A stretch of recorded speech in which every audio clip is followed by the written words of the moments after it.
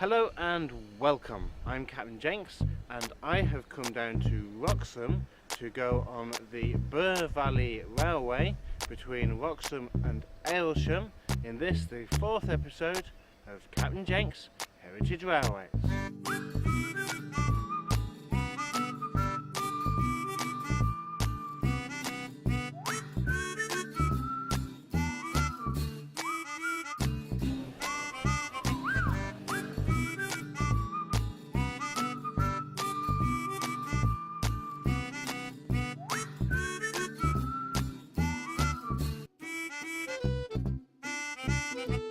To begin the video, I've just come away from the railway for a moment. I'm heading down into the village of Wroxham. There's a couple of things of interest down here that I'd like to point out to you, so I shall see you at the first one, which is Roy's department store.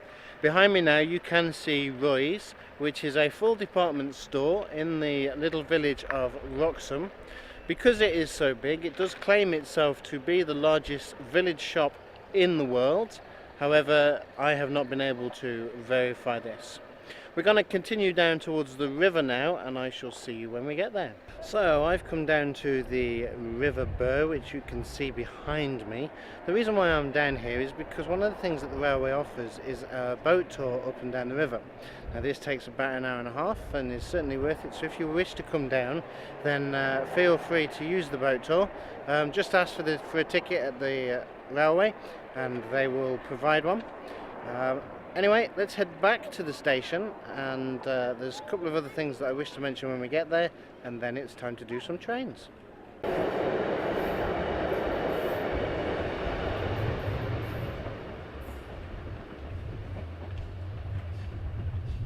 So I've made my way back down to Wroxham station. Just a few things to note before we do actually go on the trains today. First of all, here at Wroxham there is a signal box that is free to go up and to have a look in, so that's definitely well worth a visit. Also, the line itself used to be a standard gauge before it was closed as a line. That then became a public footpath, and then they bought parts of it back, and so it became the 15-inch gauge that we see now. Anyway, it looks as though it's about time for the first train to arrive, so we shall make our way onto the platform and up to the first stop of Stroll, and I shall see you when we get there.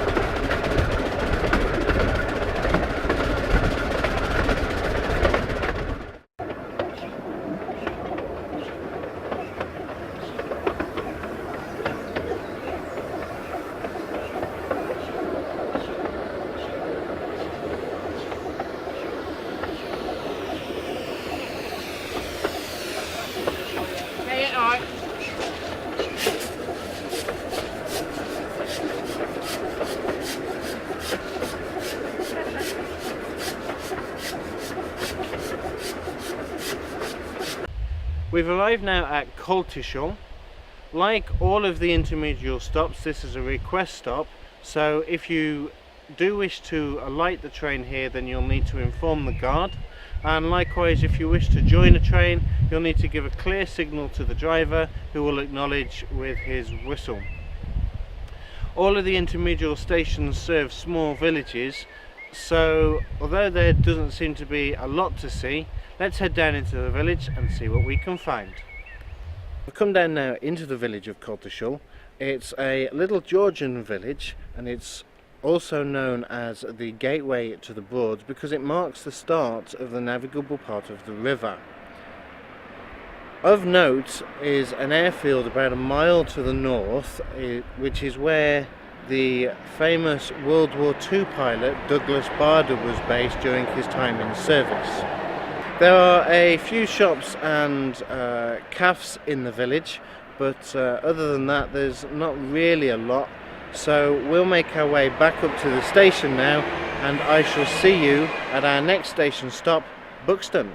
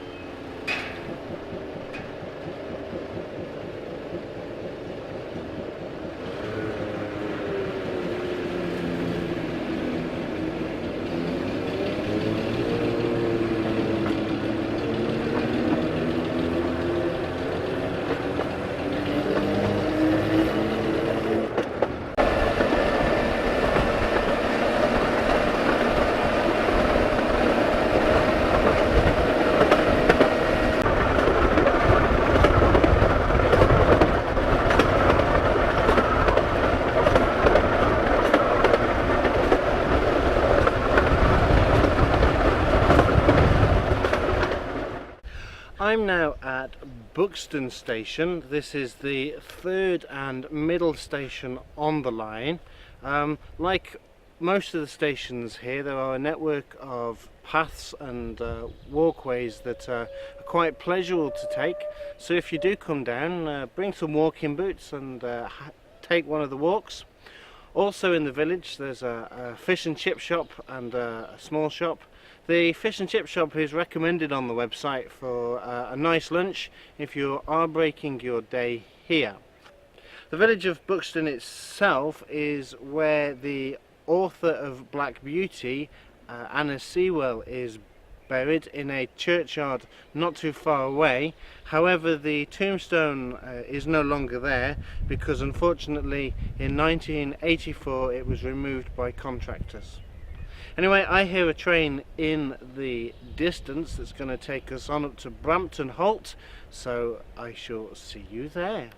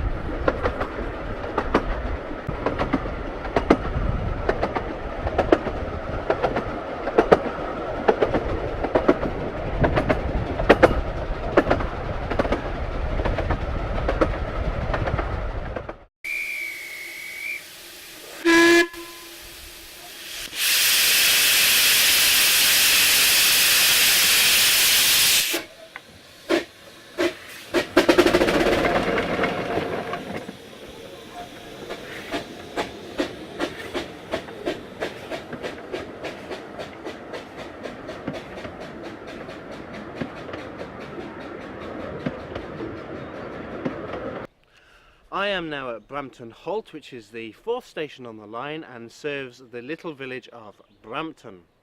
Whilst this is currently one of Norfolk's smallest villages, things haven't always been like this. In the fields behind me in Roman times you would have expected to find the largest pottery in Britain, mass producing pottery and using the River Bure to ship it throughout the country. Whilst we wait here for our train, it's time for us to have a look at the locomotives that they run up and down the line. Each locomotive was specifically built for use on this railway, and therefore they've each got a number, and some of them also have a name. So we shall begin with locomotive number 1, which is called Wroxham Broad. This is a 264 tank engine painted in Caledonian blue and was originally a steam outline internal combustion engine. However, it was rebuilt in 1992 to take coal and is now in the shape that we see today. Next we have number 3. This is a diesel locomotive named 2nd Air Division USAAF and was constructed in 1988 and was used on the project of relaying the permanent way in its narrow gauge form, and therefore actually outdates the railway as a whole. Next we have number 4, the 040 shunter. This was originally built in 2-foot gauge as an industrial shunter, but has since been re-gauged to the 15-inch and now works as the Aylsham pilot and a shunter up at Aylsham station. Then we have number 5. This was also a 2-foot gauge, which has been reduced to the 15-inch that they have here, and this came in from Somerset from working on the peat fields, and now carries out the rest of its duties here on the Bure Valley Railway. Our next locomotive is number 6. This is named Blickling Hall after the Jacobean Hall just outside of Aylsham, the site of which it's believed was owned by the Boleyn family and where Anne Boleyn lived before she married Henry VIII. This is a 262 tender engine in Great Eastern blue, and it was built in 1994. Next we have number 7. This is Spitfire. It's recently finished undergoing an overhaul. It's a 262 tender locomotive and is painted in BR green. This one was built also in 1994. Then we have number 8, named John of Gaunt. This is a 262 tank locomotive painted in LNWR Blackberry Black.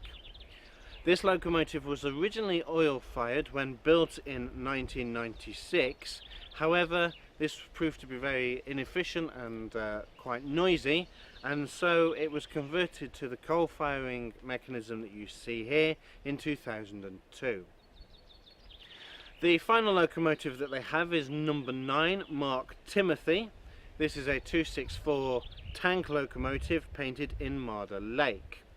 This was originally built as a County Donegal outline in 1999, but this proved inefficient on the line, and so therefore it was immediately rebuilt into its subsequent form, the leak and manifold outline that we see today. Since that rebuild, it has been very successful. Now I believe our train is about to arrive, so we shall continue our journey on into Aylsham, and I shall see you there.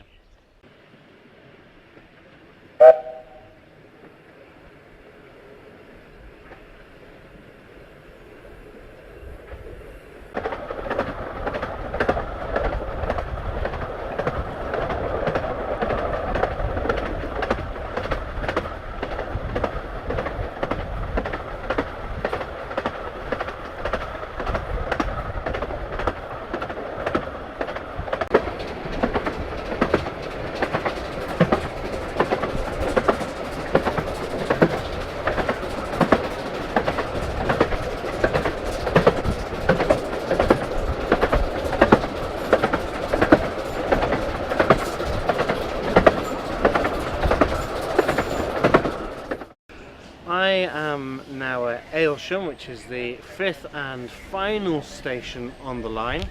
Here they do have an on-site bookshop as well as the one at Wroxham. They also have a whistle-stop cafe for you to be able to stay on site and eat, and there's also the workshop whereby you can go in and you can have a look into the machine shop and see if there's any machines in there that are currently being worked on. There is a little thing of interest up in Aylsham town, so I shall head up there next and I'll see you when we get there.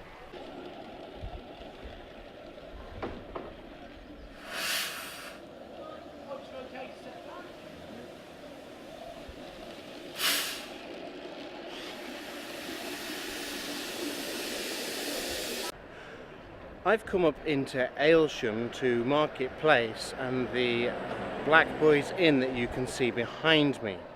Now, the Black Boys Inn was used by Horatio Nelson himself, and these days it does do real ale as well as fine food. The marketplace on which it's set dates back to the 18th century when it was established with the cloth trade that made the area popular. So there are a number of shops as well as cafes to visit if you wish to come up and get some food during the day. But as for me, I'm now going to head back to the railway and back to Wroxham where we shall conclude the video.